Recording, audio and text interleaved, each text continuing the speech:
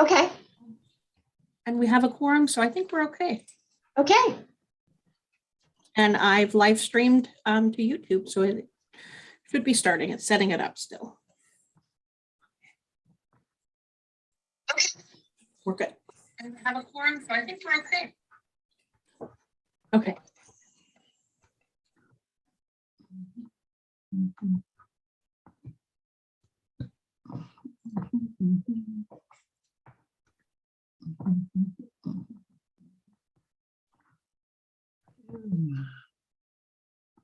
People look like got bumped to the waiting room and then came back. Different. Natalie! Hi, Carly. How are you? I'm great. How are you doing? Good. How are you? Doing good. It's Monday. Natalie, are you here for Manzanita or is Kate still doing that today? I'm Okay. here for Manzanita today. Okay. Kate, who would you have represent? Who should we call on whenever we? I think you should call on Natalie, what do you want to do? This is her first time, but she's begun as the new executive director of Manzanita as well. And so she's invited to the meeting, and I'm just here because I've always come when I was scheduled to come, and I'm a good girl.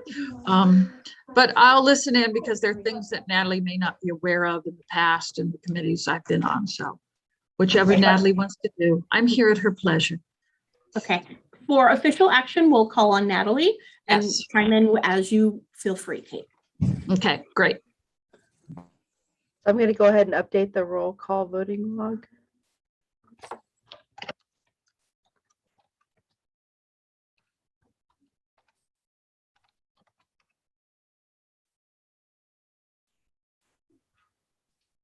Ah. Well, you said you had a quorum, so I had to run off. Now I'm back. So have Carly, have you done a roll call to see who's here? Not yet. I was just waiting for everything to start officially. So, Okay. are we doing it? Yes, please. Okay. Let's see here. Luz Martinez.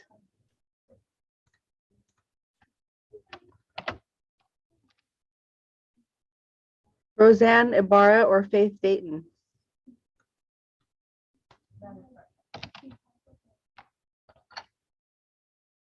Lisa Judd.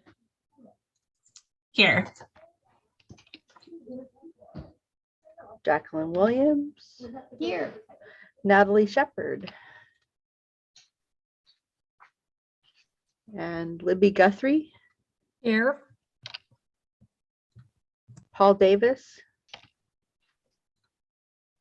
Here. Xenia Levicho.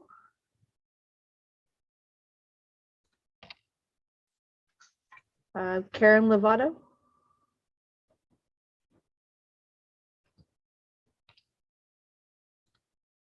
Blythe Post. Here. Amanda Archer. Here. Judy Albert. Here. Sage Wolf or Camille Schrader. Here. Dan McIntyre, I believe, is absent today. Noble Weidlich, am I pronouncing your name correctly? Perfect. And Okay, I'm here. good. Rachel McDavid. And Sandra Stolfi. Here. And is it Sandra or Sandra? Sandra. Sandra. Okay, I wanted to make sure. Sorry. Thank you. That's it. Welcome, Natalie. So Thank you, Jackie. you're welcome. So it's time for a public comment. Did anybody notify us if they were going to join us with public comment? Received no advance notice regarding public comment for today's Okay. meeting. So does that mean we can skip ahead? I would still call on it for those who are present today in case there's Alrighty. non-agendized items. So if any of you would like to make a public comment, now would be the time. I'll make one. We're having a vaccination clinic at Building Bridges on this Thursday, the 24th, from 3 to 5. It's open to anybody. For folks who are experiencing homelessness, we're also doing a incentive card. It's either $5 a person or $10 a person for the first 50 people who come. So I'm putting together a flyer and I'm going to email it to Veronica to send to everybody, hopefully, and this evening or the afternoon. But tell your folks. So, Thank you. Paige, what was the time? 3 to 5 3 to this 5. Thursday. Thanks. Any other public comment?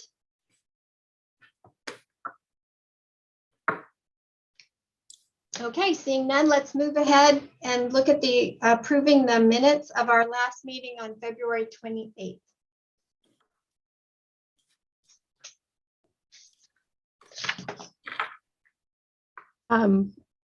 When I call your name, please say yes, no, or abstention.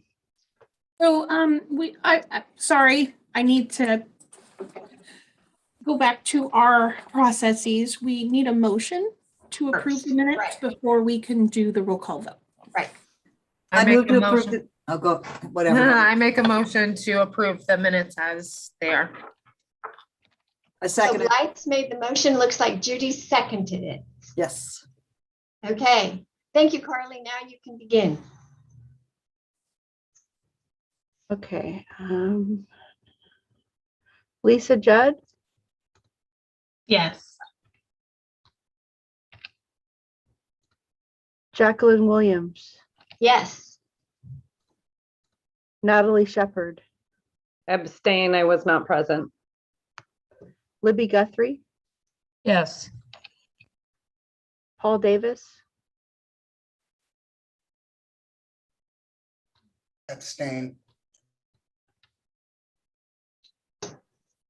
Blythe Post, Yes. Amanda Archer,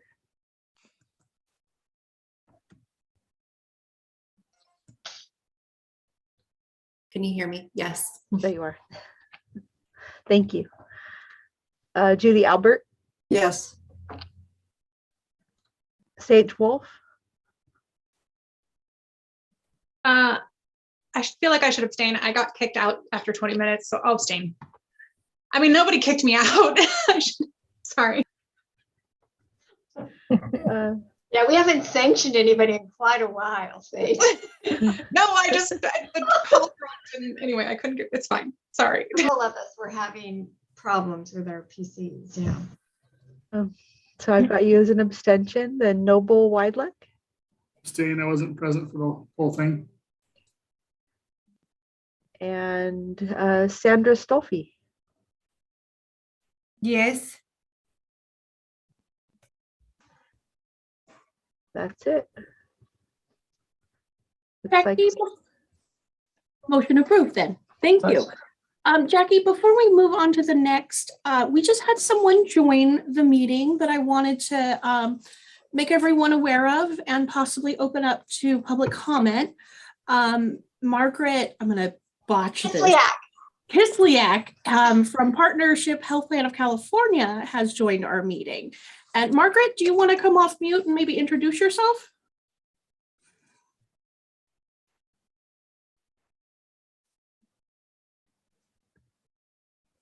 Did we lose her?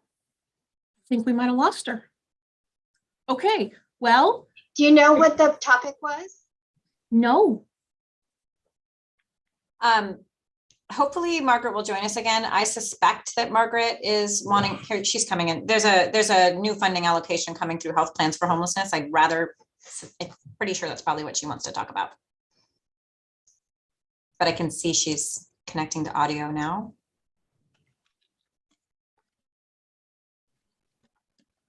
But did she just vanish again? Yeah, so I'll introduce her. Okay. Margaret is a friend of all of yours, and you just didn't know.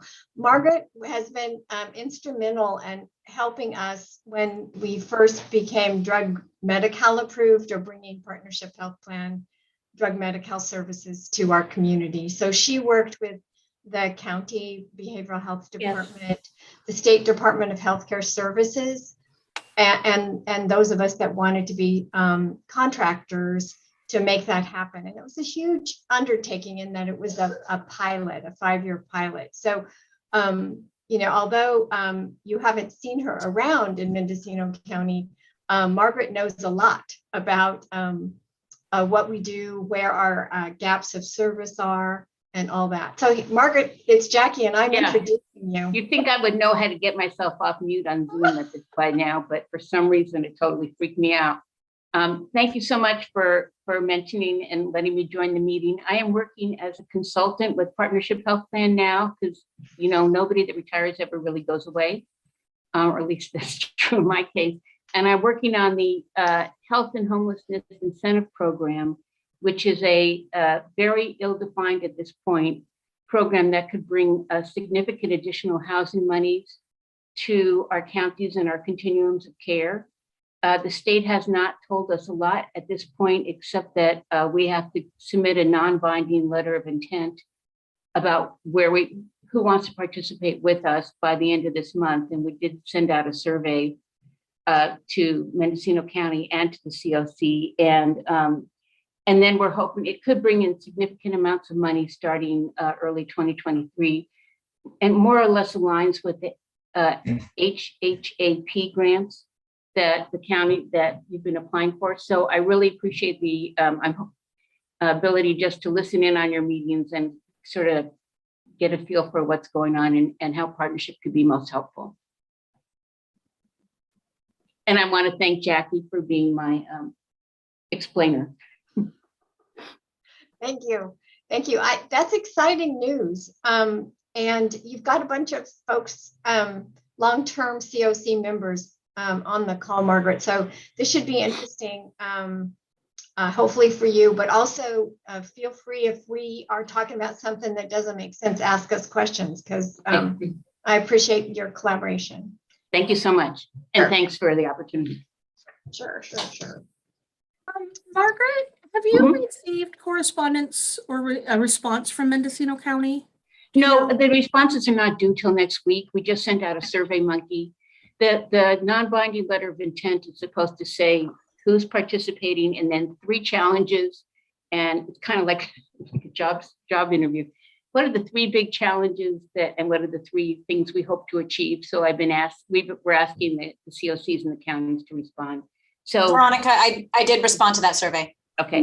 I should say that the partnership email's been down since Friday, so I have no idea what's come in. We're good. Thanks, Megan. So Veronica, can we go on to our reports and presentations now? I believe so. So Megan, are you going to represent the county? Yes, I am. Karen Lovato was not able to join us today, so I don't know what update she might have from her end. I did want to highlight one thing from the county report. The Family Homelessness Challenge Grant application has been released. I feel like I probably mentioned it here at the COC, I hope, in the last couple of months. So the family, that grant has been released. It's due April 30th. And there is a little bit of a challenge here in that both county jurisdictions and COCs are both eligible applicants. I'm quite certain they do not want 2 applications from the same jurisdiction, however. I will be meeting with Social Services Director Becky Emery later today to confirm whether the county is interested in being an applicant. I suspect the county is interested in being an applicant. I'm interested in being an applicant. This situation where you have the county as an applicant possibility and the COC as an applicant possibility is a challenge for Veronica and I because we manage both things. So I don't even know how to navigate this. I'm kind of putting that out there for all of you to think about that. But we don't seem to have a clear process in place in the COC for making decisions when more than one applicant is an eligible applicant. So I don't know what to do there. I'm just going to apply right now unless someone tells me not to, but I'm certainly open to feedback from the COC as this process unfolds, which again, it's much more of a complicated grant application than I had hoped for, and it is due April 30th. Blythe, I see you had your hand up. Yes, so then Megan, if the county then applies, then would you be putting out a RFP for then other nonprofit agencies to operate like the supports and services under that grant? Or would the county be the sole provider of those under that grant? I haven't even gotten that far yet. Okay. I don't know. I'm going to be super honest. I will be really, just my thought in my head right now is that this community lacks a single family homelessness navigator spot, a one-stop shop for family homelessness. I continue to believe that a lot of the funding sources that support families experiencing homelessness are county-based family services through Cash Aid, CalWorks. There's another new allocation through child welfare, and many of families experiencing homelessness are or should be connected to the CalWorks system. And many of them, unfortunately, are also connected to a child welfare system. So there are so many connections to county services. I think that, in my opinion, the county needs to play a pretty strong role in that. So by that, I don't know what one of the mysterious things about this grant application is. There seems to be no funding guidelines. I don't know if we're supposed to apply for $10,000 or 1 million, like literally nothing. So that's very difficult in trying to figure out what size projects to apply for. Okay. I also can't figure out how competitive it is. So I don't know what to do there with that. So Megan, when you say how competitive it is, you meaning they didn't like break up a matrix and say. No, it's not. It's Like- yeah. So many of the funding sources through the state are in the allocation format. They're like, this is what your allocation is. This one's not that way. It's got a total dollar amount of $30 million, which statewide is not very much, especially if something like counties like Los Angeles apply. So I can't figure it out at all. There hasn't been any funding guideline sense yet, which to me is a very important missing piece. Okay. Yeah. Especially with such a short turnaround time, it seems like. Yeah, and I mean, we don't have time to work on this today or even honestly by April 30th, but in my experience, when there's a grant opportunity out in the community and there's multiple people who could be applicants, we do not have any kind of coherent way of making decisions about who's the best applicant. That's not just the case between like COC and county, but almost all the grants I see. It's very informal, and I have seen it, unfortunately, where people end up competing in the same county for the same project, which I don't think is actually in anyone's best interest through a competitive grant. So that's sort of where I am with that. And I don't think I have any other updates from the county perspective. I don't think so, but I'm open for questions if there are any. I added a link to the Family Homelessness Challenge Grant website in the chat.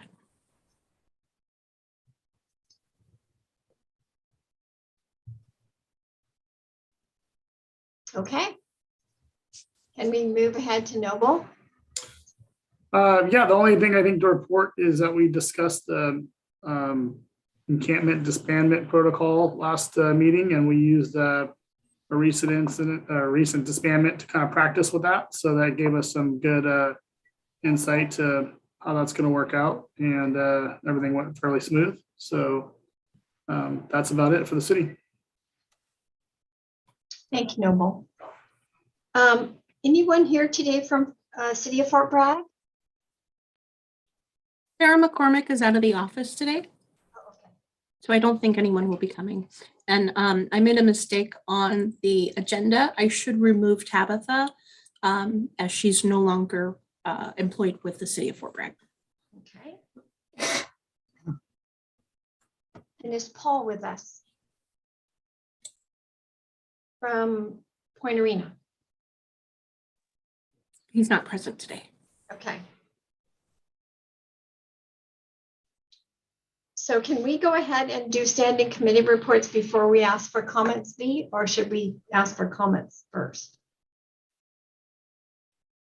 I would do the local jurisdiction updates, the comments now, and then I would do the public comment on the reports after the ad hoc committee.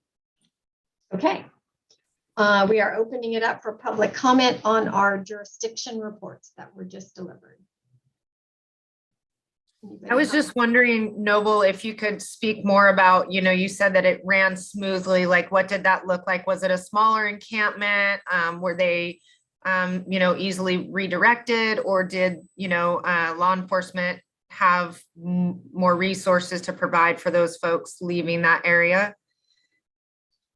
Yeah, I was speaking more to that aspect of it, just that, as far as the people that the protocol talks about engaging, we were able to engage with the different groups through the county. As far as encampment, we did not have any significant issues. We did have some people that obviously had stayed past the time that they could be there. And the county had staff on site to engage anybody that was interested in talking to them. Great, thank you. I noticed too, Noble, that several folks from the outreach team came in and looked in the area, like under the bridge. I mean, I felt like we had some outreach workers that continued to come back every couple of days too. And I think that's probably helpful. I can't take the credit for that though, so I know, but I feel like we're coordinating it, in a Well, way. that's the plan is more of a coordinated approach. Okay. Other comments from the local jurisdiction reports? Jackie, I wanted to share that Paul Anderson has joined the meeting in the last moment or two. If you want to open it up for update good. from him. Paul, if you would like to give an update, now would be a good time. Welcome. Thanks. Actually don't have an update. I'm here to listen and find out what's going on. Okay. Thanks, Veronica.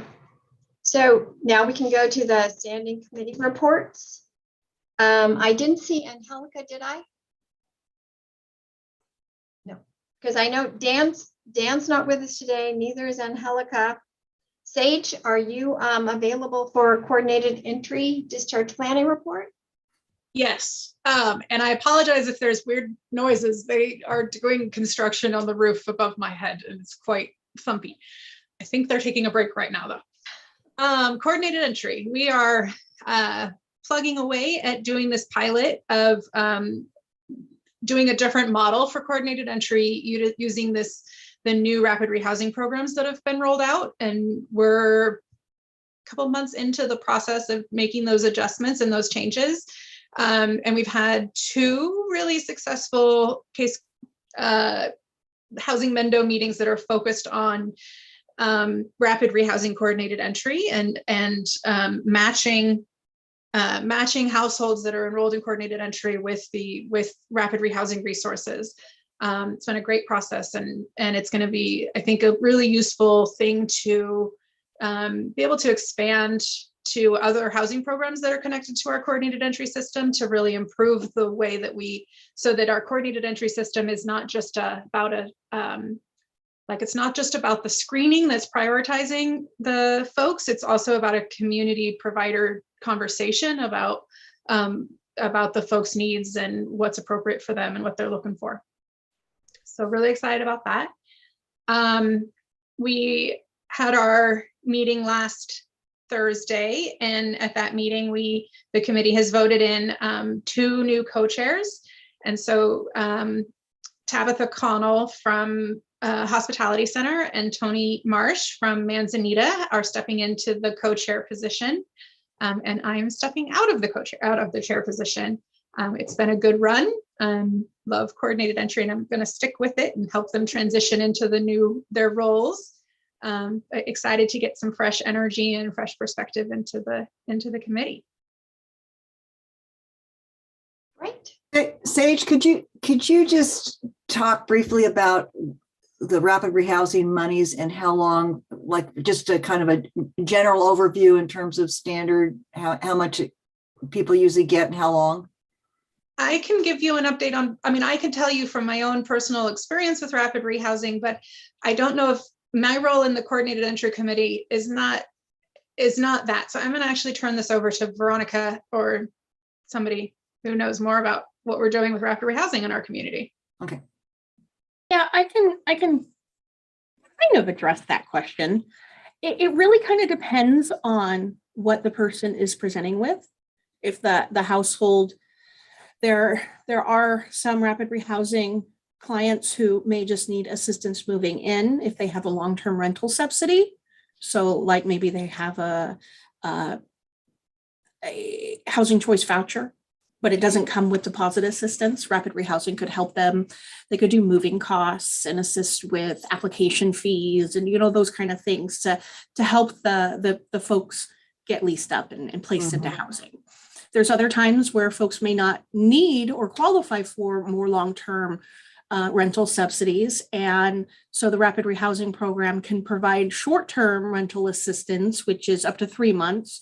And there's also medium-term rental assistance, which the legislation and the regulations allow a maximum of 24 months of assistance.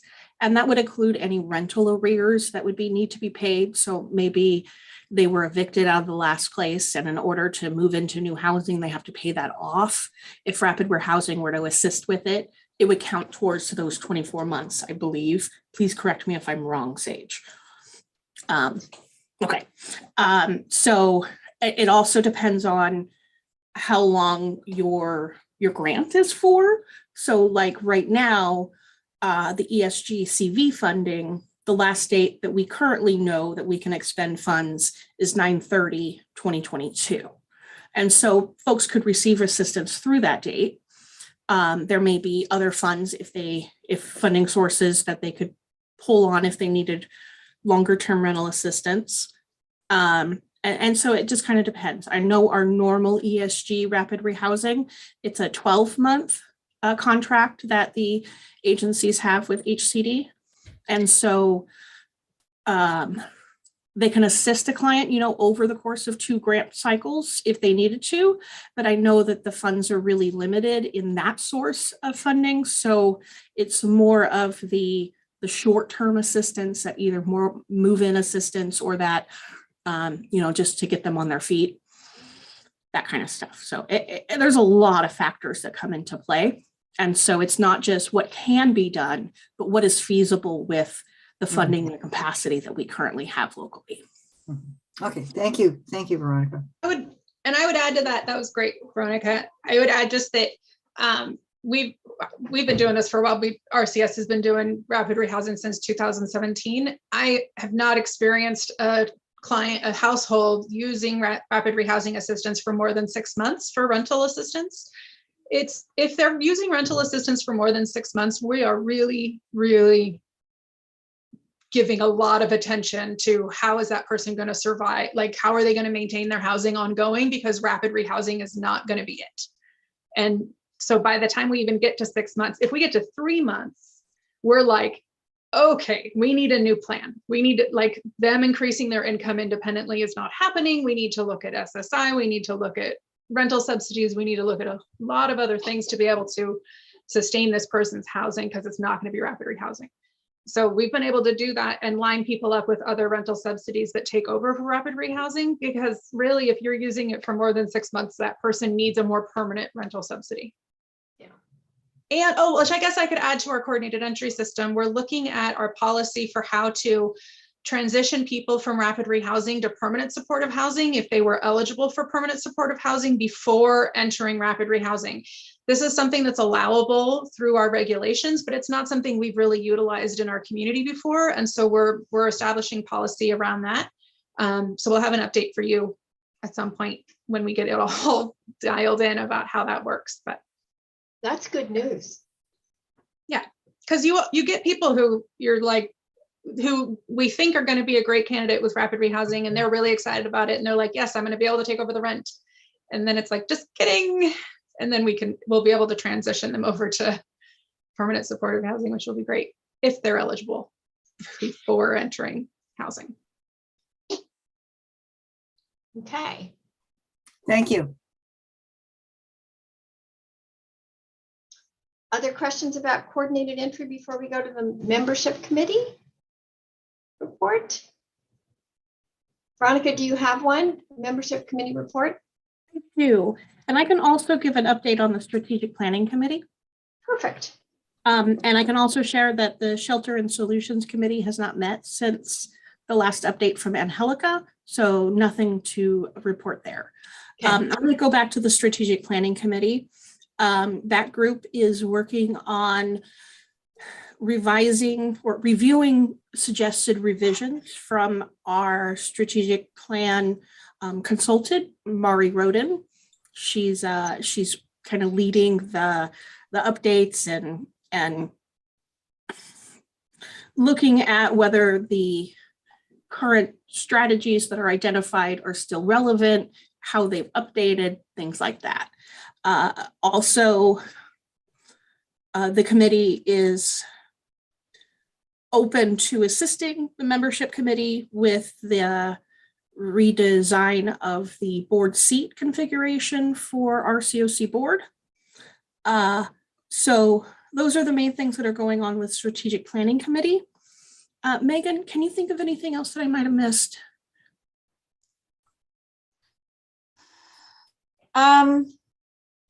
No. I'm mixing them up a little bit with the membership committee in my mind. So no, I think that's good. There's a lot to be done, I think. Yes. And so the main work has been on that strategic plan update. I'm admitting Shannon Riley. For the membership committee, they've been, we need to schedule another, wait, I think we've been meeting weekly. No, we actually, I think Veronica, since the last board meeting where there was a lot of concerns about the membership, we have not yet met to kind of regroup and figure out how to proceed in a way that meets a lot of different perspectives. Right. Yes, I too am getting it mixed up with the strategic planning committee. We had two weekly meetings for the strategic planning committee because we needed more time for the plan revisions. And so the membership committee hasn't met since the last update, but there's definitely the strategic planning committee had looked at that and briefly discussed what the COC feedback had been at the last meeting, and there's still a lot more work to be done. Yeah. So that's it for my standing committee updates. Thank you, Veronica. So can we call on Brian now to help us with HMIS? Take it away, Brian. The HMIS and Performance Measurement Committee met a few weeks ago. Was not a super long meeting. We reviewed the system performance measures, which are submitted to HUD annually for every federal fiscal year. So the committee approved the data that the HMIS lead submitted to HUD. When that gets approved by HUD, they'll come back to the COC board as approved system performance. It's 6 or 7 metrics that HUD kind of judges each COC by about how they're performing. We did review, biggest thing is a policy change to HMIS policy and procedure. Years ago, when we first transitioned to WellSky or Service Point, we had about 30 something end users. Right now, we're approaching the mid 60s. We've doubled the number of HMIS end users we have, and we're reaching the capacity of what the adult services contract money that provides our HMIS is going to pay for. So medium to long term, we have to go back to reviewing a pay model for some agencies to pay in for some licenses.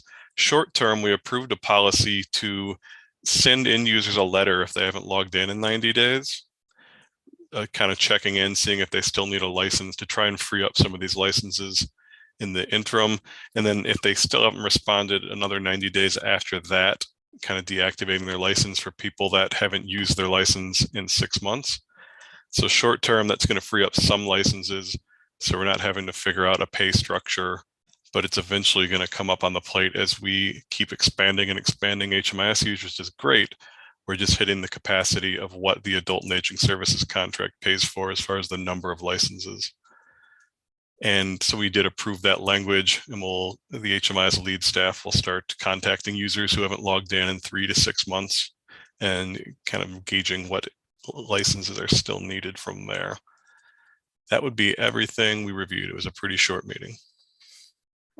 So Brian, we should probably all review our who we have as users and let you know if people have left our organization. I mean, I'm thinking some of those, like you say, that are not being used because staff turnover. If people have left, it's actually your agency's responsibility to inform us immediately, because end users can still log in from any computer or cell phone. They can go in and do anything they want with all that private data. And that's part of the end user agreement that your agency signs, that you let us know immediately if someone leaves. But it might be there's people at agencies who have moved on to a different department and just don't need it anymore. But the HMIS lead's taking that on. So we're proactively contacting people. We get reports of who has and hasn't logged in. But you might, if we don't hear back from someone at your agency, someone might reach out to an executive director or an agency administrator to check in. Thank you. So time for public comment about the standing committee reports we've heard. Does anybody have questions or comments for us?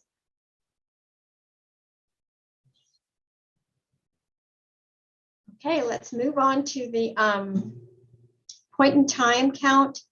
The ad hoc committee, who's going to provide this report? I can do that. Okay. So as reported last month, the count went really well. We had it on February the 24th, the night of the 23rd to the morning of the 24th.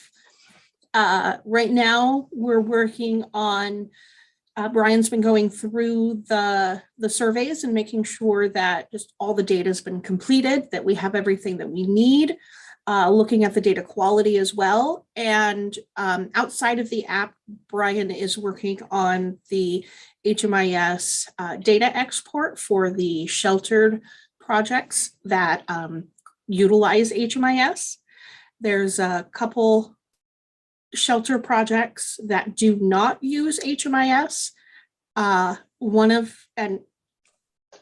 agency, the Youth Project, has completed their data entry for their shelter or transitional housing projects, and Redwood Community Services is actively working on entering their transitional housing project client data into the app. So once we have the HMIS data export ready to go, and we've got those last final surveys from Redwood Community Services, we will be in really good shape.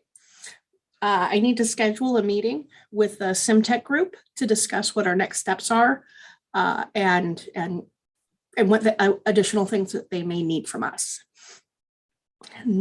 So the committee itself isn't meeting at this time, but we will have, after we've completed the internal review and the data quality and have the HMIS upload completed, the export imported, we'll have another ad hoc committee meeting to review it and figure out next steps from there. Brian, do you have anything to add about the HMIS data piece? All the PIT and HIC reports are due to HUD the April the 29th. So we have one more COC meeting before that data gets reported. Okay. So we will hopefully have, we'll plan to have a draft to present at the April 19th, 18th, that Monday, that meeting. So we'll have a draft to present to you guys before we actually submit it. And so is that likely the report that then we will disseminate? I hesitate to say yes on that because there's another review step with HUD. Okay. Where they review our data. Okay. And sometimes things change because, we're human and sometimes things don't get quite entered into the HDX system. There was one year where our Hispanic and non-Hispanic numbers got transposed. Human error happens sometimes. So I'm a little hesitant, but that'll be our first draft that we'll have available for review, but it won't be our final numbers. Okay. Questions for Veronica or Brian about point in time? Public comment about point in time, and all of you who want to volunteer to make sure you're a part of the committee early next year. No, okay. Board protocols and governance, discussion and possible action on HMIS lead evaluation proposal and our next step. Was that something Dan was going to lead? No, this is an item that Brian had brought up during the HMIS Performance Measurement Committee update during the February board meeting. Yep. And we were directed to include, because we need to kind of talk about what the next steps are for that process. Last month, we talked about, yes, we want to do it, but we didn't actually talk about, who's going to do it and how that's going to happen. So I wanted to bring it up for discussion for today's meeting. We may not actually need to take or be ready to take any action, but I wanted to definitely keep it on here. Brian is really the one that has the experience and understanding of this process. So Brian, will you give us a reintroduction to what the evaluation is and why we need some help from the board? Sure. So HUD is expecting that all COCs evaluate their HMIS lead agency annually. So attached is HUD guidance on how to perform that evaluation. In many communities, the HMIS committee is who would do this evaluation. In our community, the HMIS lead agency is chairing the HMIS committee, and the committee is not very well attended currently. So we only had a few members, a few people from CDC and Sandra from the VA who didn't feel that they had the skill set or time to take on this sort of bureaucratic work. And so the committee suggested we bring it to the board to either assign an ad hoc committee or appoint person to help do some of this work and take lead on it. As the HMIS lead agency, we're committed to explaining parts of this review that might not make sense to someone, but we can't in good faith review ourselves as the HMIS lead agency. The metrics on that are very poor. So it's really about assigning someone who can take lead, or an ad hoc committee who can take lead on reviewing the HMIS lead agency annually. And maybe once we get that formal process established, it's something that the committee members would feel comfortable taking on next year. And those committee members are committed to helping out with this. They just don't feel that they're the right committee with enough people active right now to take on that fully. And so it was brought to the board to ask for assistance. We should be doing this annually, and we've never actually done it as a community before. There's never been a formal evaluation of our HMIS lead agency. So Brian, I went through the material and I'm trying to envision what our report back would look like. I mean, to what level of detail?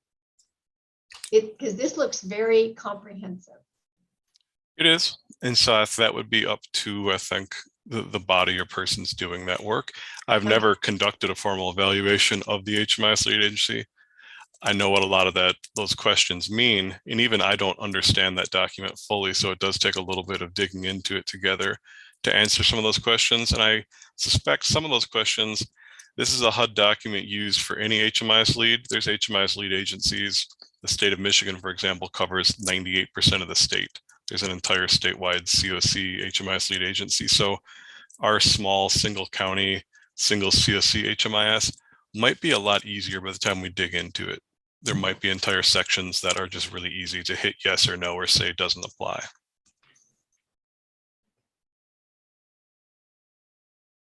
So we're very committed to supporting this work. We just can't in good faith be the lead on it.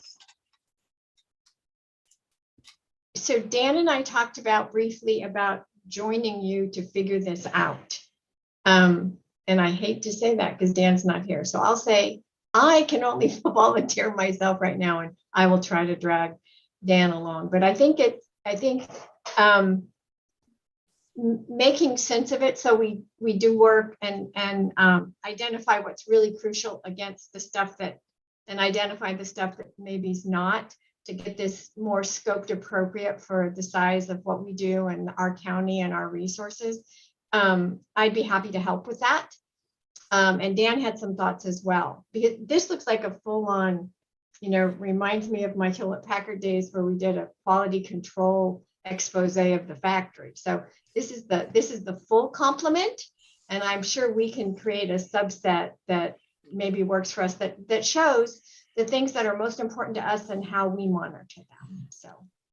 And as the HMIS lead, we do need feedback on where we can improve and what can be done better to support the community, as well as making sure that we are being compliant with all the HUD regulations as the HMIS lead agency for the COC.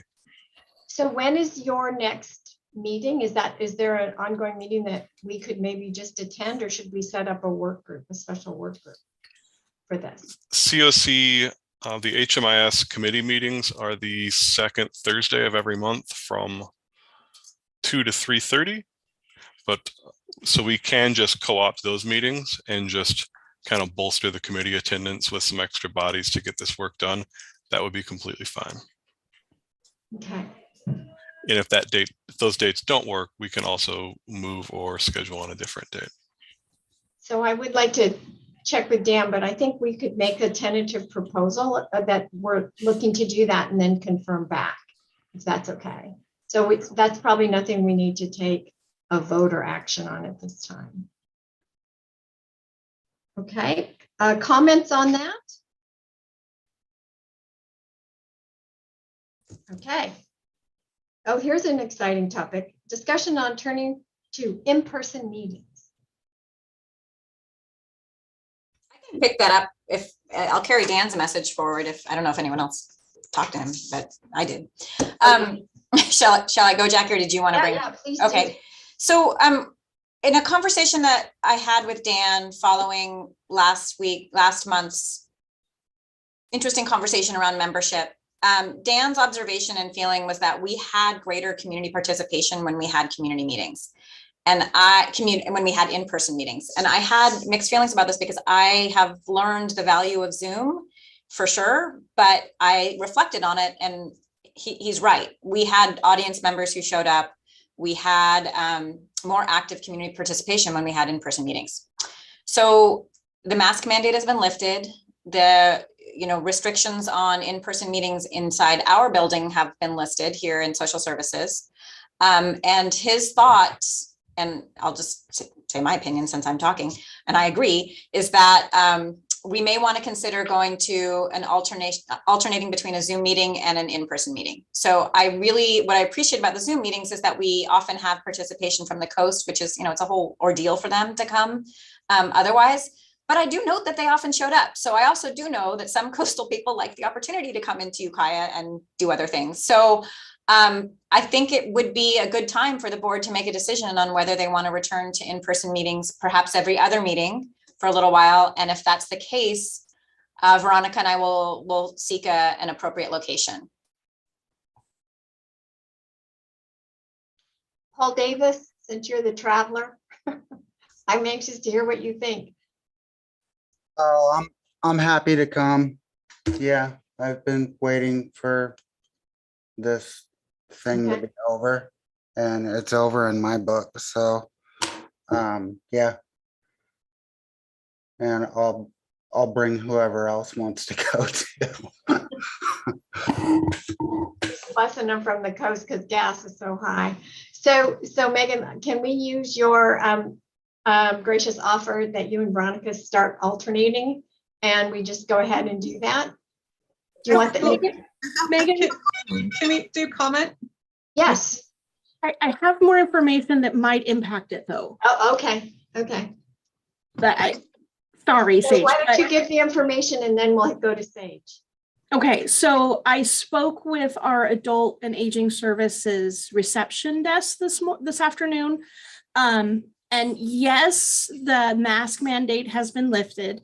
And yes, there's no more limitations on how many people can be in the conference room, but they haven't returned to any large scale meetings yet. And so I was directed to speak with Becky, who wasn't available at that time. So I'm thinking, Megan, we can still proceed and we still should do this, but could you speak with Becky about it? Sure. And just make sure the social services side is on board as well. Yeah, I can do that. I think part of I hadn't gone down that road yet in terms of like booking the room. but Veronica, I'm happy you did. One of the conversations I had with Dan was whether or not, even though we're allowed to meet in person, would we want to meet in a bigger room no matter what, just because of that. So when we're all crammed into that, I think it's called the Big Sur room, it is a little bit crowded. So we did talk about perhaps meeting at the conference center in Ukiah.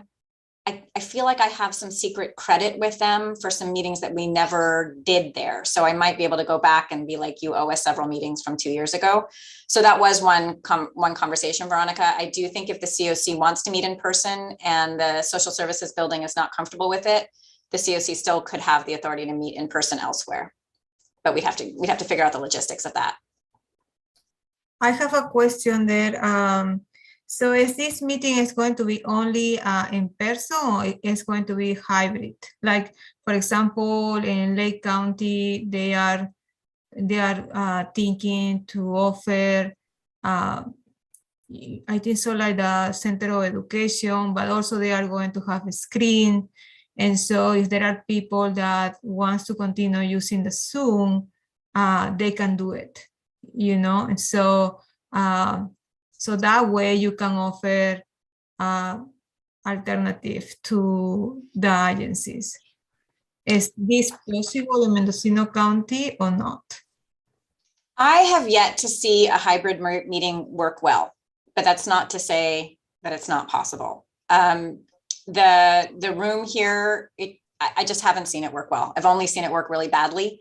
So I'm not opposed to it if that's the will of the COC, but I think that it would add another layer of complexity for us to figure out, particularly if we're going to be doing it in the conference center. Yeah. I think when people are meeting in person, it's really hard for the people on the screen to feel like we're not just turning our backs to them and talking. So it's really hard, but it's not impossible. And I wish there was an easier way to do it. I guess that's a long way of saying I don't know. And it would depend on what the COC board decides. There's also the Brown Act to think of. Yeah, that's true. Anytime a board member attends a meeting during hybrid, if the meeting isn't accessible to the public through Zoom, and a board member, so let's say that Paul decided that he was going to join from Zoom from Fort Bragg, Paul would have to open up the space that he's at for any member of the public to attend with him. And it also has to be publicized at that location at least 72 hours in advance. So it gets real sticky. Okay, Sage, what were you thinking? Thank you. So a bigger room, I agree. I think with COVID, and if we're doing this specifically to open it up to the public, when we would lay out the chairs in that, what is that room called? Anyway, Sequoia something? Big Sur, yeah. Big Sur. It was cramped. So you already spoke to that. So finding a bigger room was great. I would really love if we did went to the coast and did a meeting on the coast at least like once a year. If we're doing an in-person thing, I know that creates more work potentially, but this community is huge and Ukiah is not the only thing going on. And I think when we're physically in places, it helps us to really get that feeling. I also think sometimes, especially around the general membership meetings, how to inspire participation is important. So I feel like we don't have the right answer yet. That was my thought too, is around the general membership was, could we do the general membership meetings in person? So every third meeting would be in person and the 2 board meetings would be Zoom. And if we did the in-person membership ones, doing 3 in Ukiah and 1 in Fort Bragg or on the coast. But then if you're doing the membership meeting, in theory, you have even more people, so you need a bigger space. Kate. I think Brian was before me. Oh, I'm sorry. I'm not doing it. Brian? Sure. Just speaking to hybrid, I have seen entities do it well, but you have to be very, very tech savvy. If you've got a really well-run organization that can integrate the technology and kind of make the screens, the speakers, the cameras a living, breathing part of the room or committee that's meeting. I've seen it done extremely well, but it's a high tech barrier to be able to do it well. I just wanted to point out it's possible, but you really have to have that meeting led by a tech savvy entity if you're going to really do hybrid well. So are you assigning yourself for that task, Brian?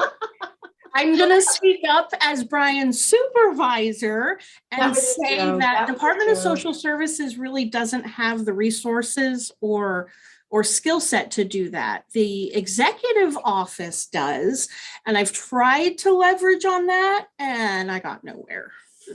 Okay, Kate. Two things. I want to make a quick comment on doing the technology.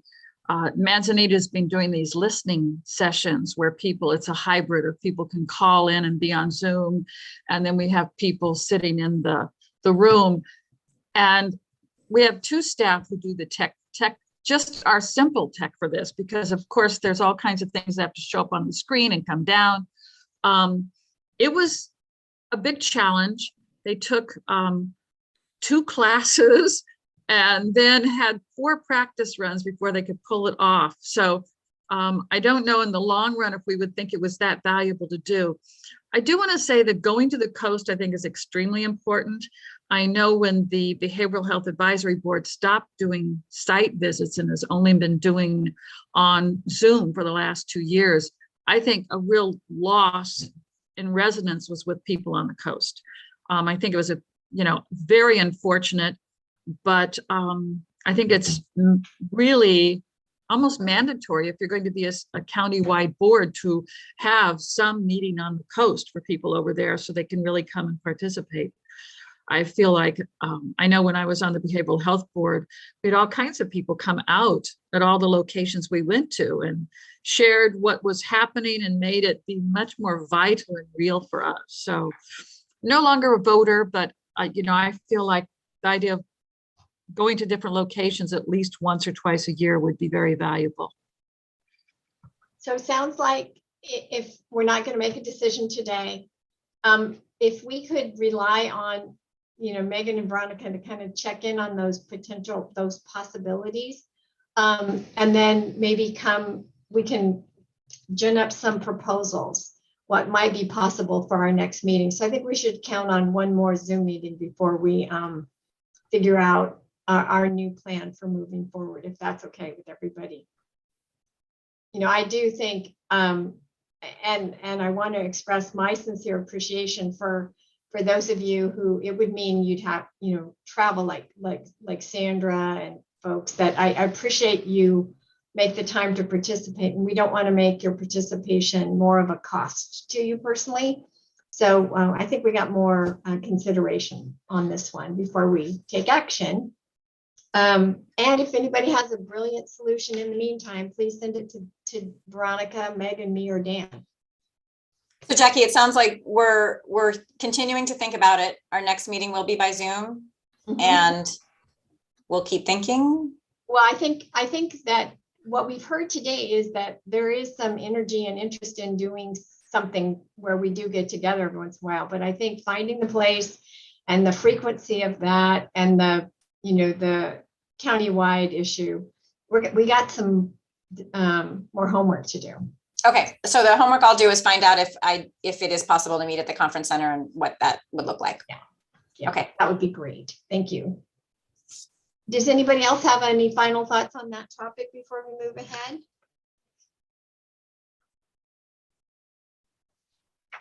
Okay, thanks. Let's talk about funding.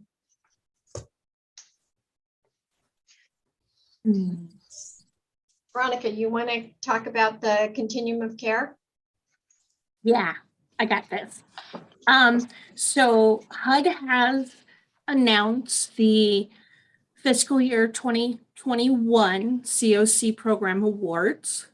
All of Mendocino County COC renewal contract applications were refunded.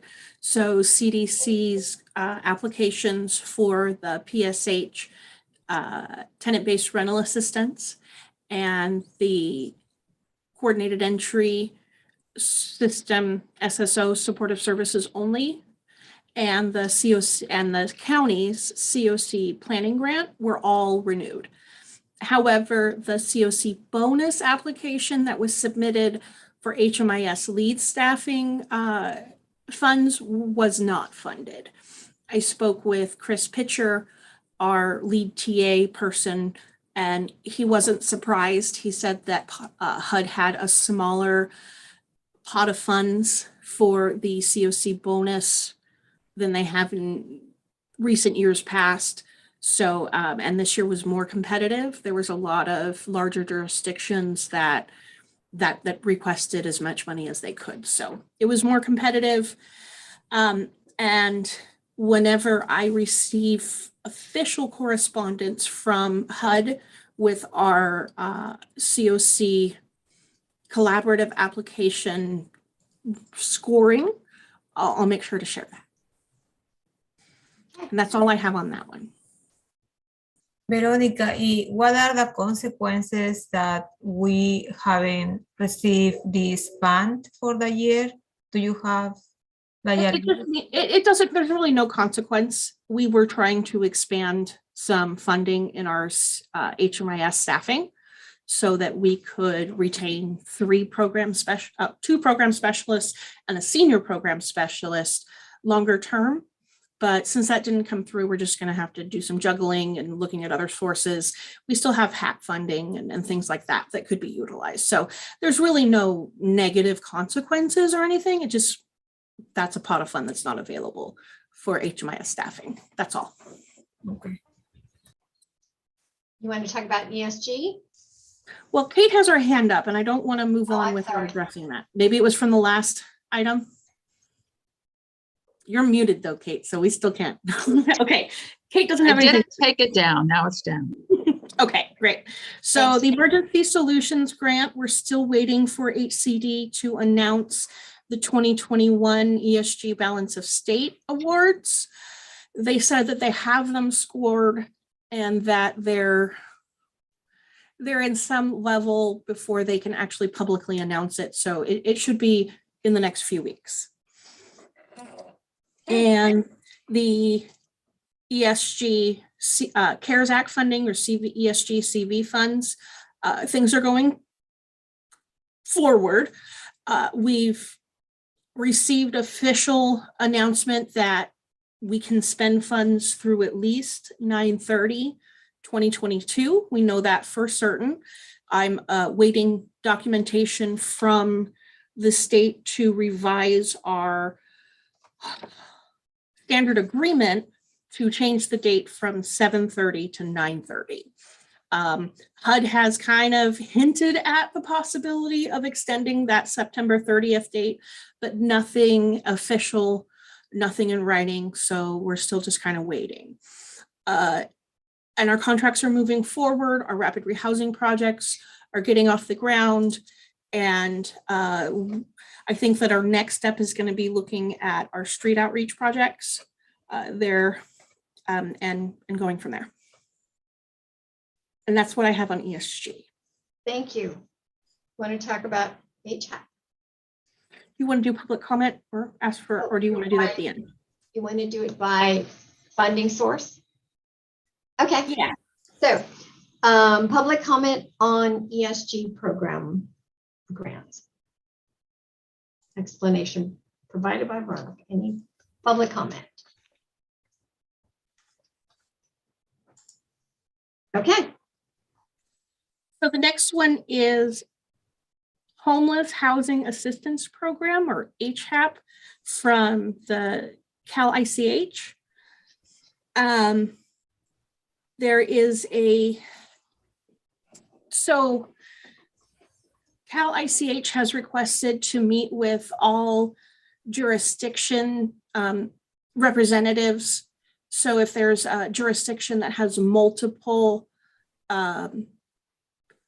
entities, so the county and the COC, we have an overlap of the jurisdiction of Mendocino County.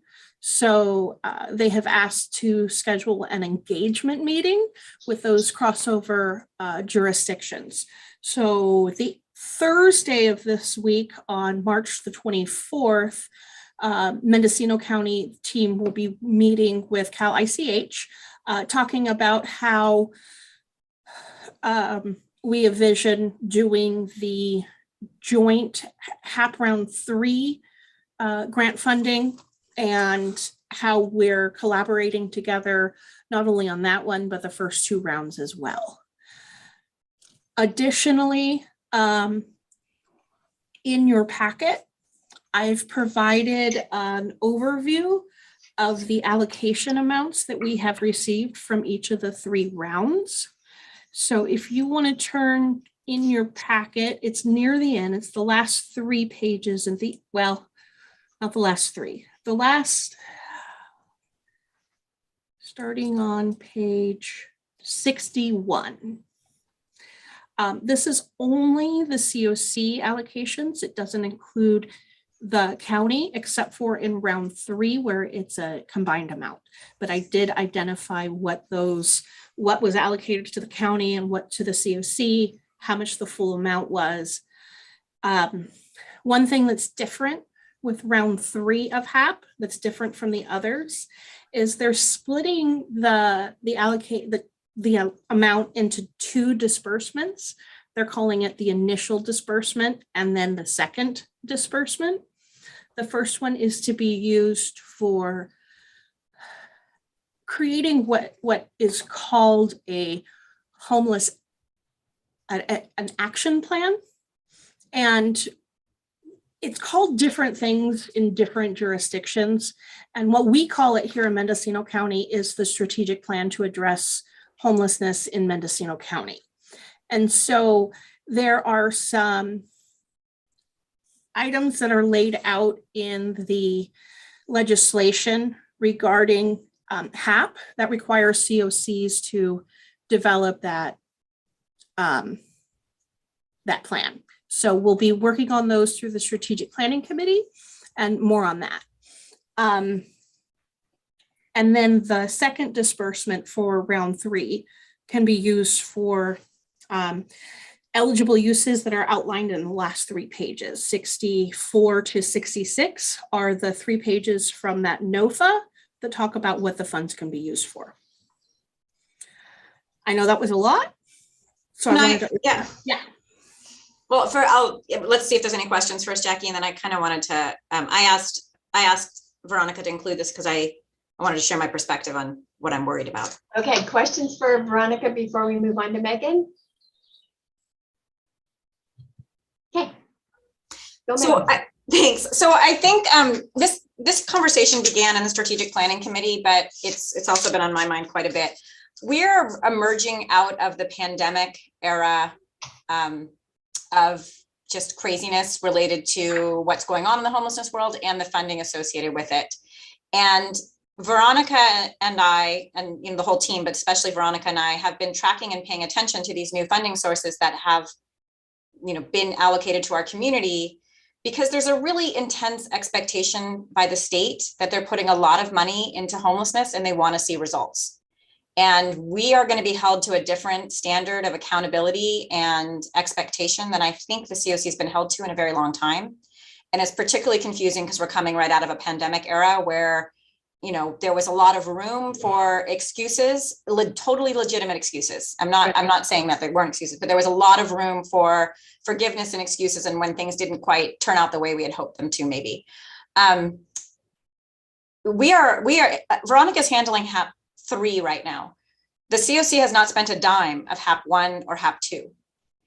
The allocation for HAP 1 needs to be fully encumbered by May of 2023. This is like 3 years after it was allocated to us. And the spending deadline is 2 years after that. The total amount of funding for HAP right now that's already been allocated to our county is 4.8 million. And there's another 2 million possibly coming in HAP 4. And then on top of that, Margaret Kislyak kind of gave you a little preview of some housing and homelessness funding coming through the Partnership Health Plan that could be as much as $4 or $5 million. So all of this funding is coming with real intense expectations at the state level that we actually house people. Like we have to pull this off, or we have to find ways to explain why we're not pulling it off. And so I'm really worried about this partly because I look at the capacity of our homeless services system right now and the capacity of the county. I'll speak for myself as well. We are not in like, we don't have a lot of people waiting around to do this work. We don't have a lot of housing stock waiting around to be filled with people. Like, I do not feel like we're ready for this. And part of that is because of the pandemic. And part of that is that we haven't had to accept this kind of funding and responsibility in a really long time. So I'm just highlighting that to this COC because I think we need to start looking past the pandemic and being really strategic and careful. And I'm going to pose this here. We may need additional providers that we don't already have in the room. Veronica and I were sort of surprised and disappointed that we didn't have more new people wanting to join this work when we did our RFQ a couple, now it's over a year ago, but I don't see the capacity to actually pull this off in our existing network right now. So that was not meant to be doomsday, but it was meant to let you all know that we're going to have to make some, I don't know what we're going to have to do, but we're going to have to pull some stuff off pretty quickly, pretty soon. So Megan, I mean, I don't know either. I mean, we actually have transitional grant money over on the coast, and we have been looking for apartments to rent where we are going to be paying, actual rent, full price. And we've been looking for 5 months with somebody who's calling and making contacts all the time. So, I mean, and it's not that we don't have people who need to get into that housing either. Right. And we're saying we will pay you full price, no subsidies. You don't need to deal with a voucher. We will pay you. You're dealing with Project Sanctuary. We will pay the bill. We cannot find a house. We cannot find apartments. It's just, I mean, something else has to be. I mean, if we could buy it. Yeah, no, I hear you, Judy. I mean, I know it's particularly crazy on the coast. I mean, I understand that. Housing stock is definitely definitely our biggest barrier, but I also see areas of improvement. Our supportive services for our existing housing is probably not as strong as it should be. In my opinion, we need to just flat out fund supportive services at some of these places where we place people who are really challenging individuals who then fail out a couple months later. Oh, sure. We can't afford to lose anybody. No, I agree. So there's work that we can be doing, but those supportive services require skilled staff that you have to somehow figure out how to hire and train and supervise. Right. None of you have those hanging around. You have to find them. None of you have those people hanging around. Right. So you have to pay them a living wage. You have to help them find housing if they're coming from out of the area. And if you poach them from another organization, that organization now doesn't have any staff. So everywhere you look, we've got some serious challenges. I agree. The housing stock is absolutely, one of them.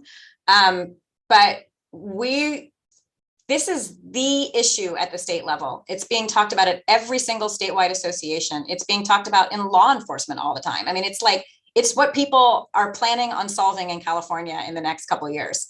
And we may have to think of something radical. I don't even know what that would be, but we might have to think of something radical. Well, that's what I'm saying is just like, thinking out of the box. How else? Because there's money to be spent, but and there's plenty of people on the street. Right. And I'm curious how open the state is to feedback around what they're rolling out. And this exact topic, I don't know who would be where do you give that feedback to the state? But great that there's funding coming down and the infrastructure for actually dealing with it is just not there. And so what kind of support do they have in place to be able to help communities address that? We're not the only community in the state who's facing this exact problem. I mean, I realize they have technical assistance that they rolled out to help with some things, but when it comes to the actual housing shortage and things like that, or the lack of staff to be able to hire for supportive services and those things, the state needs to hear the reality of this is Well, and that's hard also to implement. actually. And Veronica, I know you're raising your hand, but I just want to add one more thing, which is that I've been feeling this way for years, that like we are getting more landlords on board with renting to our folks that have subsidies. I am seeing more landlords, and the more housing stock that we manage. So if there's funds for capital, let's buy houses, let's buy hotels, let's Yeah, do that's what I think let's we should do the transition from hotels into actual housing. I Let's agree. buy houses. I agree. That's what I would like to see us do. So I just, in response, Sage, I don't think the state is that open to feedback, because they've gotten a lot of feedback and they're putting a lot of money. I mean, they'll hear you, but they are putting money into buying things. They did a huge Project Home Key. There's enormous amounts of money going into No Place Like Home, affordable housing, developing. I mean, they are putting the money into the housing stock. They're putting the money into the supportive services. They don't care how much we pay people. If you wanted to pay somebody $30 an hour, that's fine with the state. They don't care. So I feel pretty clear that the state is listening and is investing a lot of money in a lot of the areas that people have talked about. The whole care court thing is supposed to include housing. I mean, they are really responding, because it's become something that the state can't ignore anymore, because it's just so obvious, right? So I'm not sure the state's open to feedback, but I believe there seems to be a funding pathway for everything that you've just mentioned, Sage. It's just whether or not we have the capacity to actually capitalize on that.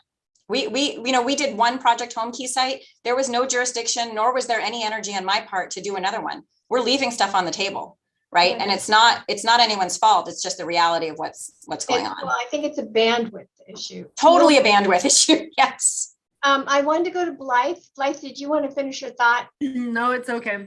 Okay. It was in regards to like funding on school sites. A lot of the funding is really rolling out into our districts as well. And so mainly what it has to do with is staffing. So we have districts that are turning away funding for homeless kids and families because they literally don't have the staffing to do the reports for the state. Yeah. And so it's really sad to see that we're now all of a sudden inundated with this funding, and we can't carefully plan and strategically use the funding. But if we can buy houses, I'm in. That sounds great.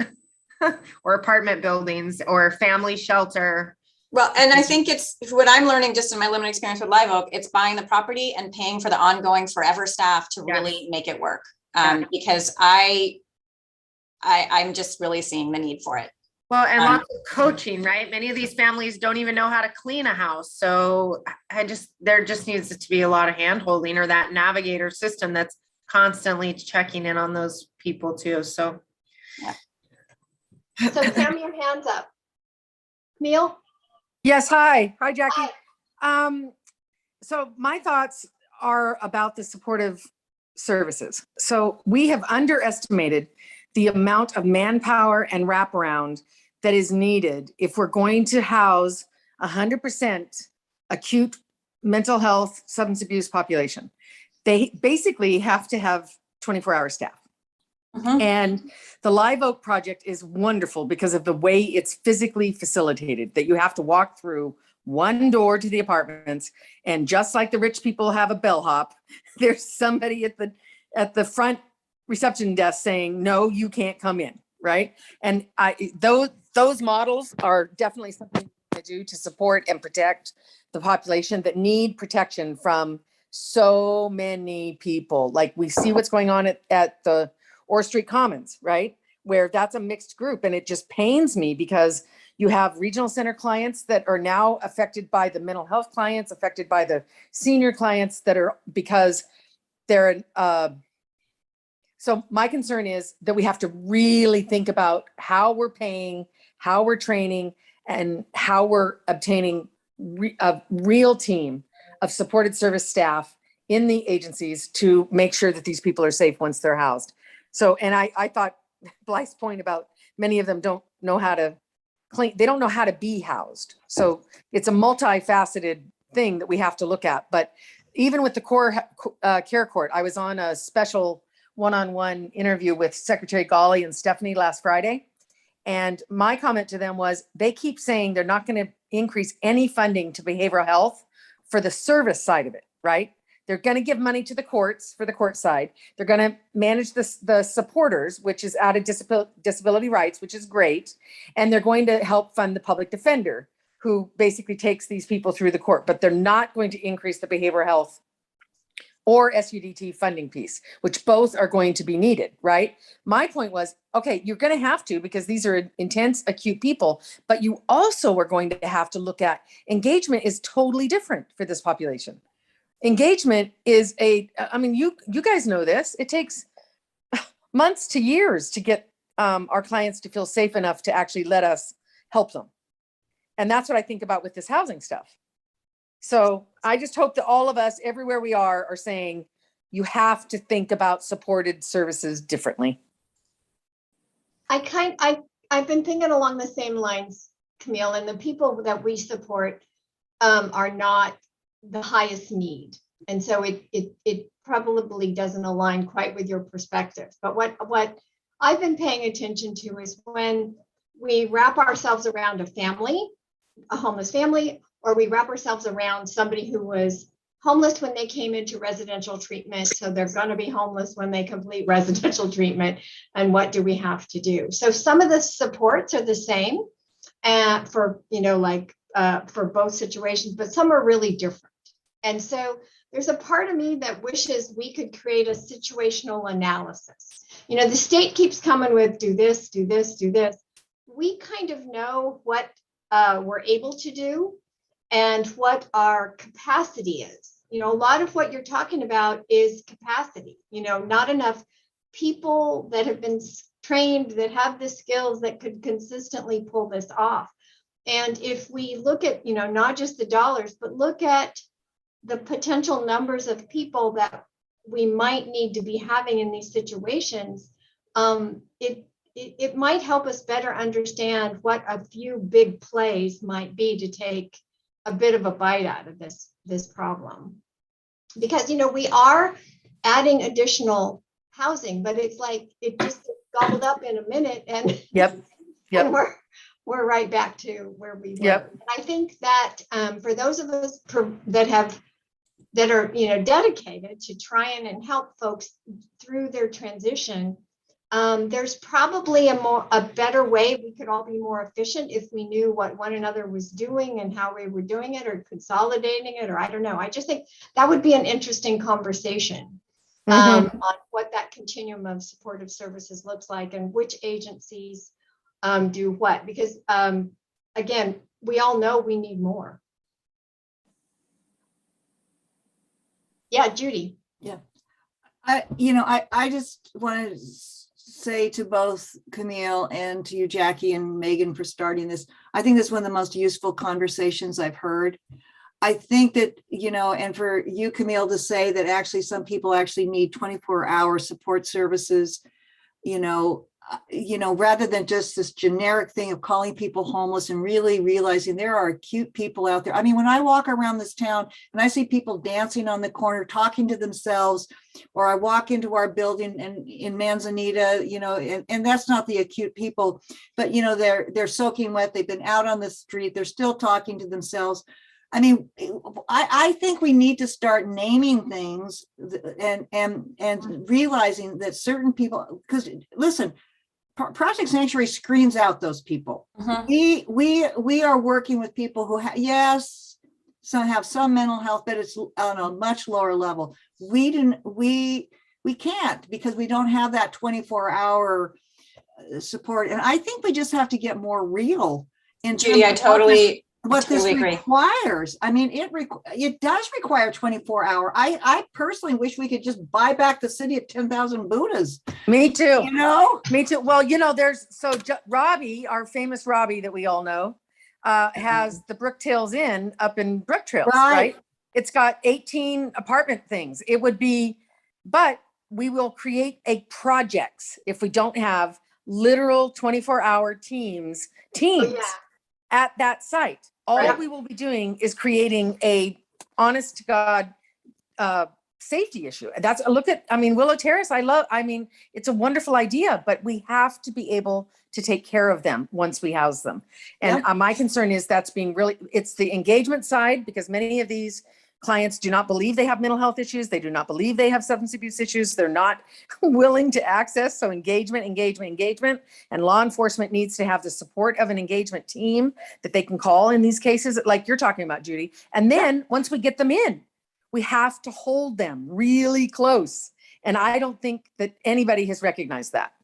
So I think, Camille, one of the experiments that I believe Project Home Key is trying to do is get a real sense of how much it actually costs to be successful in housing people in a somewhat supportive environment. And my kind of ballpark here but I'm pretty sure it's going to be right, is that you need an additional $500 per unit above what you can generate in rent to actually adequately support people. So that's the operating subsidy. You get to have your rent from your vouchers or whatever, and everybody should have a voucher rent, but it really costs literally up to $500 per unit per month to do the kind of supportive services in that kind of 24-hour model that you're talking about, Camille, that help some of our hardest to serve. So not everyone needs a $500 type of thing, right? But that's, if you're really going to do this, that's the kind of commitment the state has to give. And I think the state is close to giving that. I think they're really close to understanding that that's what it costs, because $500 a month is cheaper than jail. Right. So even, Megan, even with your example where not everybody needs that higher level of care in a sustained way, the truth is, all of us have clients that may need it for 3 days every 4 months for God knows why. And so, just having the capacity and ability so they don't end up either relapsing or losing their housing or losing their job or what, it just takes staff. It just takes more people in their lives with eyes on. And so the only way we've been able to make this work at Ford Street is we were already providing those services for our programs that are well funded. And so to have other people that are helping, that have those helping skills also help the families. We didn't have to go, every time you create a house, you have to create another team and then another team and then another team. The staffing is expensive and hard to even attract people. So co-location might be some of the things we need to think about. So absolutely, Jackie, absolutely.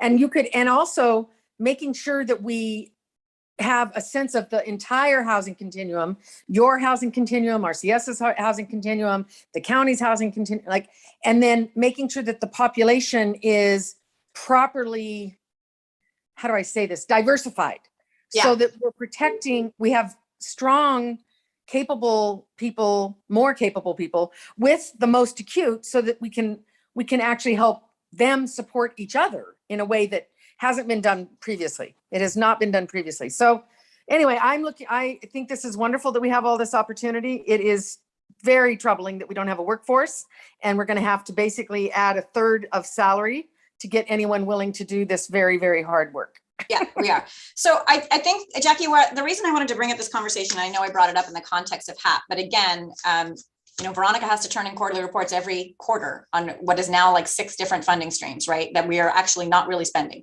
So what I'm worried about is I don't want Veronica and I to be in the position of making these decisions because I think they're actually very substantive and we can't just keep doing business as usual. That's like really clear. So we have to do things differently. And I don't want Veronica and myself to be in the position of trying to make that up as we go along. So I don't think the format we've had here, it's been great to get us through the pandemic, but we're going to need some sort of and I don't even have it clear in my mind what it is yet, but something to help us really define what we're going to do aggressively and radically in the next couple of years. So here's the way and where that conversation happens, board meetings sometimes are okay to start them. Not sure it's where the best place to finish them. So yeah, I feel like we got through the pandemic and we were in crisis management. Some of us still are due to lack of staffing. I totally feel like that. We're trying to pull out of it, but you can't sustain crisis management. That's what's killing everybody. And so we need to look at how to get back to sustainability. But the truth is we've learned so much that I'm not willing to go back to the way it was. I need to insist that we have the additional staff or the additional people with the skill set to help really provide supportive services for our folks. So I almost feel like we need to literally do a bit of a, everybody look out of your window. And, you know, I think we all have the sense, I know I've talked to Judy about this before, that I could have 3 more Unity Village 8-unit apartments. And if they were right here, we could probably still provide the supported services for them with not a whole bunch additional staff. But again, we don't have that. We all probably have a sense of what that potential unmet need population is. We probably should start trying to figure out how to identify it so we could really do some planning.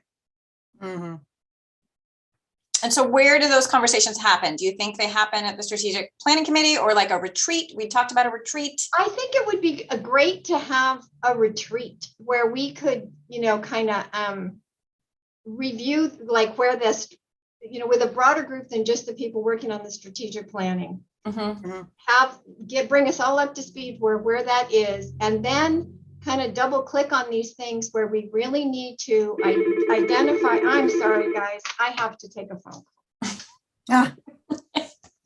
Hi. Megan, Jackie, mute yourself, Jackie. Or mute. I do think a retreat would be good. And having a template that COC has as all these money and requirements are coming down, if each of our agencies had like a basic template that was already done, already the basic sense of a grant response and an idea of what, and COC has an idea of what you would want as things are coming down, you'll be given some direction and also some agency support as these things roll out. Do you see what I mean? No, I did not follow that. So for example, having the basic piece of the grant or the funding or the response already done by each of the agencies, as well as having the COC have kind of a direction. So everybody has something that's a program description that says 24-hour supported staffing, people live on site. Jackie has something that describes her Unity Village that's already ready to go. For what? What do we have those ready to go for? The dollars as the funding's coming down, because you're saying we have all this money coming and all this requirement, and we don't have a workforce, and we don't have, you know, people sitting around able to respond to them. Yeah, but so I'm not sure. I think she's saying, Camille, correct me if I'm wrong, you're saying to have kind of out of the box thinking from all of our agencies with an idea of what that would look like, so that when this funding comes down, I think she's saying, Megan, this is an alternative to where the conversations could potentially happen, or having a starting point. Exactly. Okay. Well, the money's already here, right? Veronica fills out grant applications all the time and submits them all the time. So like the money's already here. It's how we're going to spend it. I see. Well, that's what I mean. So in the retreat that Jackie's talking about, we will have come to some consensus on how we think we would spend it. And then we will just begin to respond. All of us would be like, okay, Jackie's doing this, Manzanita's doing that, RCS is doing that, Project Sanctuary needs this, and you'll see where it fits as we move forward. We could do that. I think that that's going to be much more complicated than you're saying, Camille, but it does make sense. So what I see happening is ESG CV funding coming to an end. We've been doing some really crazy expensive things with hotel rooms, right? That we probably have to figure out whether it's worth to continue doing that or not. It's been awesome, but tremendously expensive. So we have to somehow transition out of the pandemic era things that we were doing into, you know, ongoing life. We have to also kind of balance the fact that we did do an RFQ. We have to, when we did that in order to give ourselves freedom to be able to continue to fund things that were working, but we're going to have to also be really realistic about what's not working and what's not necessarily a good use of funds. So that conversation, Camille, has to happen simultaneous to a recognition of what people actually honestly can provide. And I'm also hoping that our service providers will be super honest with themselves about what they can and can't do.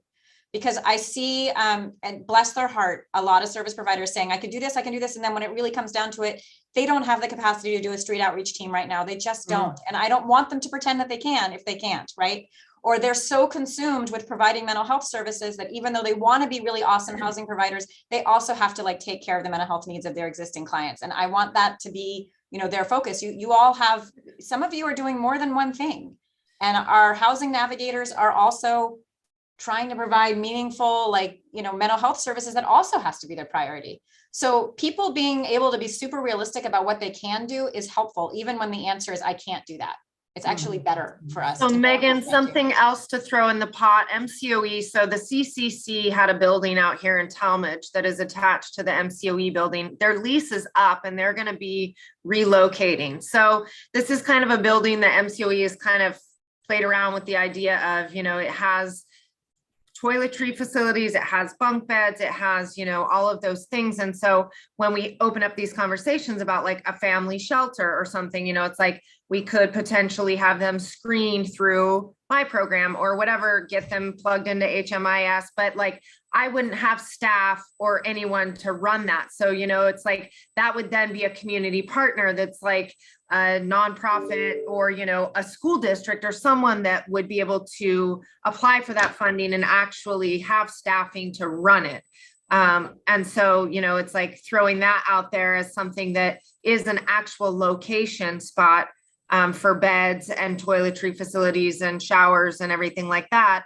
But Well, we talked about that facility Mhm. for youth and family housing years ago. When Paul was there, we started, and I had a conversation with Michelle, gosh, 3 years ago about, because we could do some trade school stuff. We can also do some, you know, helping them get a certificate or a training. And we that you are talking about the CCC building. Yep. Yeah, no, So- it's a perfect idea. So this is the kind of ideas that we have to find the right venue to really like capture them. I mean, what I hear is like, there's a whole work group concept around capital, like what are we acquiring and what's the option there? There's a whole nother topic around what does supportive services really look like? It has to be something more than a random MOU pretending that you're going to do something, right? And how is it funded? It has to be more than that. So there's big themes that we already know about. And I guess, Jackie, my question to you is where and how are these conversations happening? We don't have time to figure that out right now, but I do think it's very, very close in the very near future to figure that No, out. I do. I think we've got some really good skeleton ideas that we should, you know, like flop them together and see what we can do. What you're really talking about is complementary to the strategic plan. Yeah, what we're it is. talking about is how to make this sustainable. What are the gaps in our services, whether it's capacity or capital building funding or whatever. And then, you know, then those estimates of the people that we're thinking are going unserved or not served adequately now. So then we could really build the plan. So I kind of want to run this by that committee, because maybe we just create some work groups and literally, you know, lock ourselves up for a day and see what we have at the end of the day. Yeah. Because I think when you look at who's around our table, we have a really good understanding, even of the geographical diversity of our community. I mean, we all feel bad at the places that aren't getting very little support. We can't figure out how to do it in our own backyard. So we know that we're not doing much more broadly either. So I think we ought to give that a try. You know, also, I just was going to say, you know, I'm always unclear what our own county mental health, what kind of capacity they have. And because it just seems like they're kind of like an empty chair.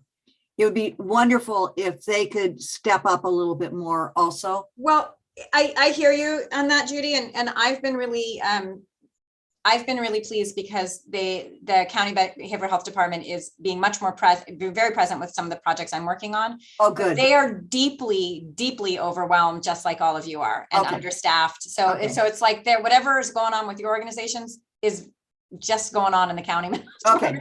Well, Yeah, and also, Judy, I want to say that since the ACA happened in 2014, the expansion of behavioral health, both SUDT through Ford Street, the county, RCS through partnership, as well as behavioral health, has expanded probably fivefold.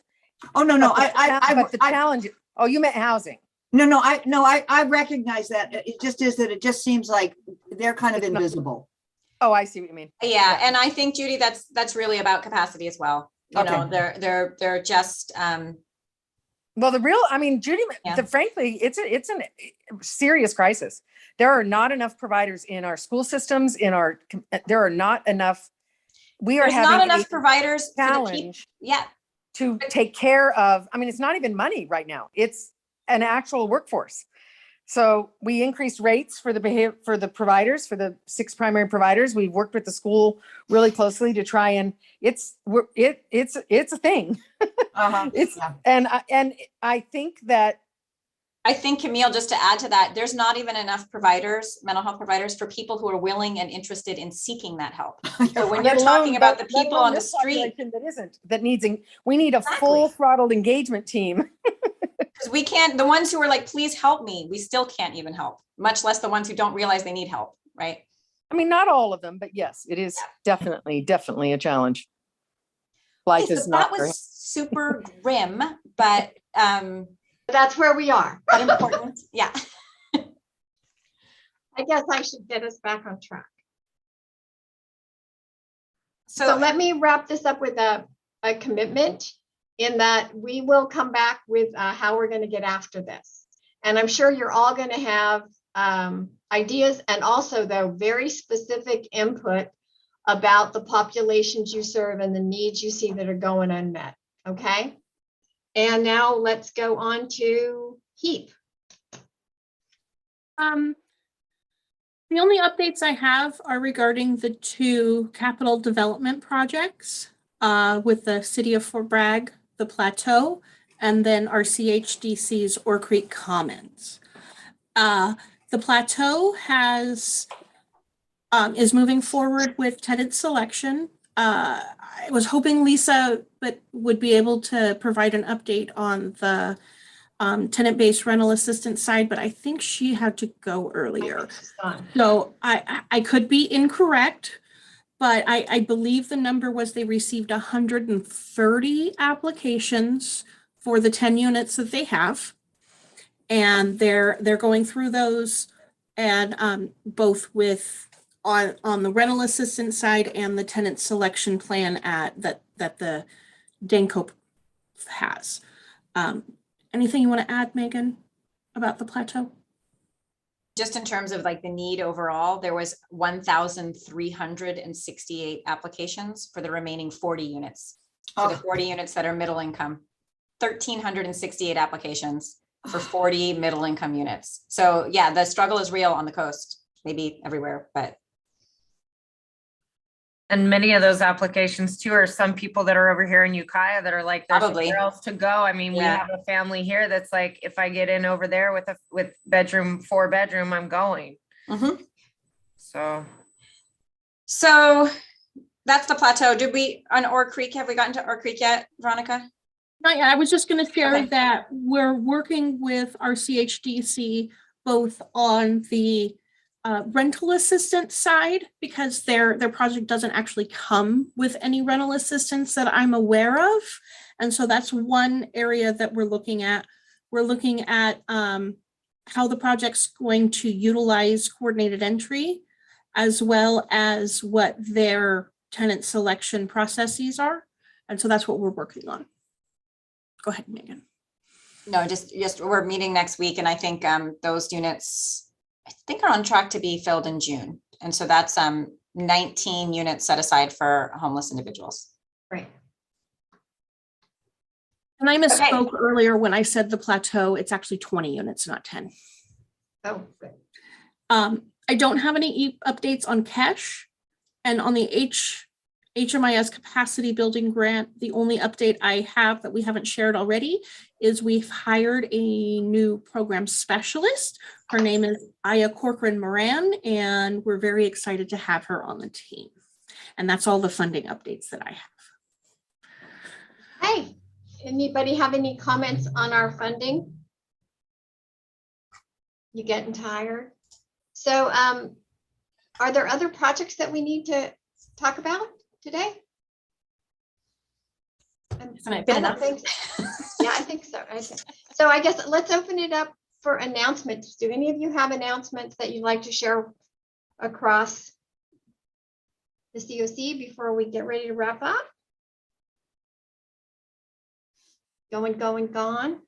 This, Jackie, I will say that I think that perhaps the membership committee, or maybe Veronica, maybe you and I need to review members who have been absent for a while. I just was thinking that we need to be a little more clear on that, on how, so I'm going to ask Veronica and probably Carly to look at attendance over the past year, and then maybe bring it to the committee, the COC board, to decide what to do about seats that have not, people who've not been able to show up for whatever reason.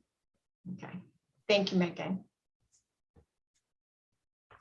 So as we get ready to adjourn, I want to remind everybody, it is a Zoom meeting and it is April 18th at 1:30. We'll meet one more time via Zoom and continue to noodle around on what our future meeting scenarios will be.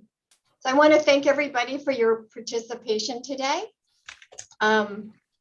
Anything else? Do we have to formally vote to, no, we don't. Yay, okay. Thank you guys for all your hard work. We're all at capacity. And then some.